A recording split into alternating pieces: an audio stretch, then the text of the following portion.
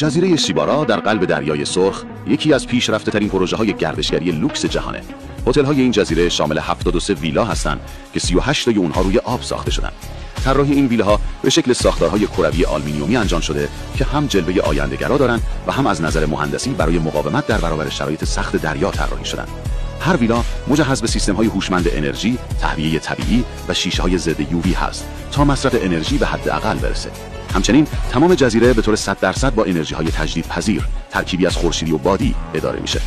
شیبارا روی یک ریف مرجانی حفاظت شده قرار داره. برای همین کل زیرساخت‌ها به جای تخریب با پل‌های معلق و سازه‌های سبک ساخته شدن تا کمترین اثر رو روی اکوسیستم بذارن. دسترسی مستقیم ویلاها به آب، تجربه بی‌نظیر غواصی و شنا در مرجان‌های دست نخورده رو فراهم می‌کنه. اما تأسف برانگیزه که ما در ایران هم صدها کیلومتر ساحل در خلیج فارس داریم با جزایری مثل کیش، قشم و هرمز که ظرفیت طبیعیشون حتی از دریای سرخ هم زیباتره. ما هم میتونستیم همین حالا چنین ویلاهای روی آب و پروژه‌های جهانی داشته باشیم، ولی سال‌هاست این فرصت‌ها از دست میرن و چیزی جز حسرت برامون باقی نمونده.